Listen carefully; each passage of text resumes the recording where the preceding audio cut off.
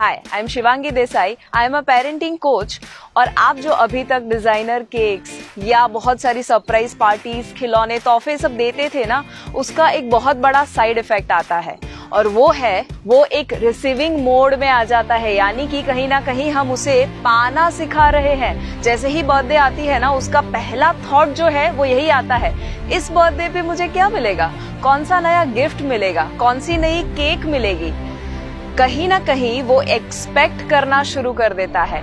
7 नुकसान होते हैं जब वो बच्चा रिसीविंग मोड में आ जाता है। सबसे पहला, जैसे मैंने कहा, एक्सपेक्टेशन बढ़ जाती है।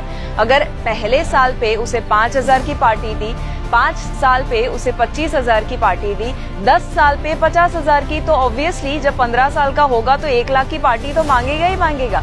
या 1 साल की उम्र पे उसके लिए खिलौने दिए, 5 साल की उम्र पे उसके लिए हॉट व्हील्स दिया या बारबी डॉल दिया, तो 15-20 साल पे वो आईफोन का एक्सपेक्टेशन तो करेगा। कहीं ना कहीं हम उसे सिखा रहे हैं कि कैसे एक्सपेक्टेशंस को बढ़ाना। दूसरा, जिद करना वो शुरू कर देगा कि मुझे ये चाहिए, वो चाहिए। गुस्सा करना शुरू कर देगा जब उसके एक्सपेक्टेशन के मुताबिक चीजें नहीं होती, या अपसेट होना शुरू हो जाएगा। या उसके साथ साथ 2D ऐसे हैं जो डेंजरस है उसके लिए, और वो है डिमांडिंग। वो डिमांड करना शुरू कर देता है कि मम्मी मुझे तो बारबी डॉल ही चाहिए, मम्मी मुझे तो ये वाला साइकिल ही चाहिए। या वो डिपेंडेंट रहता है उसकी खुशी के लिए दूसरों के ऊपर। जिस दिन उसे ज्यादा विशेस नहीं आते हैं या तोहफे नहीं आते, उस दिन वो थोड़ा सा परेशान हो जाता है। या उसी के साथ साथ जो सबसे बड़ा नुकसान होता है ना, वो सेल्फिश बनना शुरू कर देता है।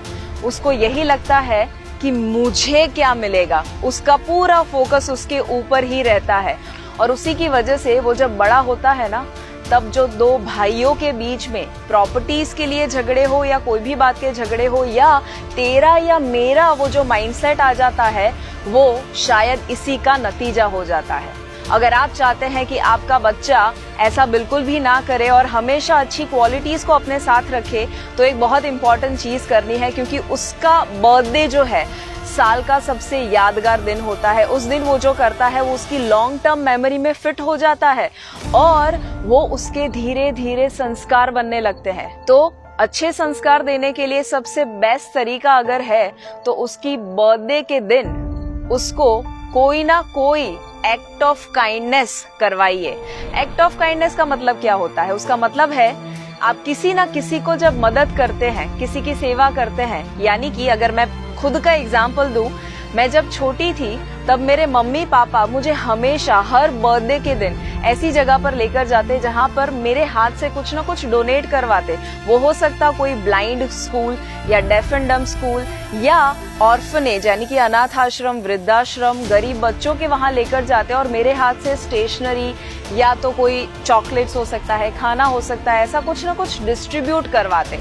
और उसकी वजह से आपको नहीं लगता कि वो जब आप करते हैं तो आपके बच्चे के अंदर ग्रेटिट्यूड यानी कि आभार होना, उसकी भावना आ जाती है। उसको यही फील होता है कि वो कितना लकी है, उसके पास कितनी सारी चीजें हैं। जब वो गरीब बच्चों को वो पेंसिल का बॉक्स देता है ना, तब उसे ये फीलिंग आता है कि यार सामने वाले के पास तो एक पेंसिल तक नहीं है और मेरे पास तो कितनी सारी चीजें हैं जो मैं इस्तेमाल कर सकता हूँ। तो उसे यही फीलिंग आता है कि वो ब्लेस्ड है।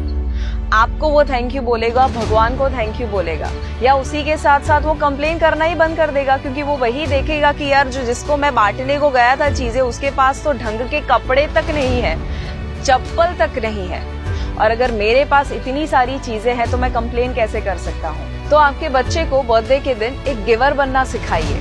और यही बात को आइए हम एक छोटी सी कहानी के द्वारा समझते हैं। एक बार एक इंसान स्वर्ग और नर्क का फर्क देखना चाहता था, तो वो सबसे पहले पहुंच गया नर्क में। वहां पर जाता है तो चौंक जाता है, क्योंकि वहां पर 56 भोग रखे गए थे, बहुत अच्छा माहौल था। बट जैसे करीब जाता है उसे पता चलते हैं कि वहां पर जितने लोग थे सब फ्रस्ट्रेटेड थे, और वो इसीलिए कि 56 भोग तो रखे गए थे पर उनके हाथ के साथ एक लकड़ी बांधी गई थी, सीधी लकड़ी, एक स्टिक, कि जिसकी वजह से वो अपने हाथ को मोड़ ही नहीं सकते थे और वो खाना ही नहीं खा रहे थे। और इसीलिए वो सभी लोग फ्रस्ट्रेटेड थे, क्योंकि सभी स्ट्रगल कर रहे थे कि कैसे वो हाथ मोड़े और वो खाना खा सके। अब वो जाता है स्वर्ग में। स्वर्ग में भी उसे सेम माहौल दिखता है, 56 भोग रखे गए हैं। तो वहां पर करीब जाता है, देखता है कि उनके हाथ के साथ भी एक लकड़ी बंधी हुई थी, बट फिर भी वो सभी लोग खुश थे। कैसे? क्योंकि वहां पर सभी एक दूसरे को खाना खिला रहे थे, और इसीलिए वो सभी सामने वाले के बारे में जब सोचते हैं, गिविंग के बारे में जब सोचते हैं, वहीं पर उनका स्वर्ग बन जाता है। हमें एक्चुअली ये सोचने की जरूरत नहीं है कि मरने के बाद क्या होगा, बट आपके बच्चे को ये सिखाइए कि जीते जी कैसे वो स्वर्ग बना सकता है, और वो एक बहुत ही आसान तरीके से हो सकता है, गिविंग के द्वारा, देने के द्वारा, ऐसे लोगों को कि जिन्हें जरूरत है। तो आपके बच्चे के अगले बर्थडे पे आप क्या करने वाले हैं, जरूर कमेंट में लिखिए और बताइए मुझे कि कैसे आप उसे देना, एक गिवर बनना सिखाने वाले हैं।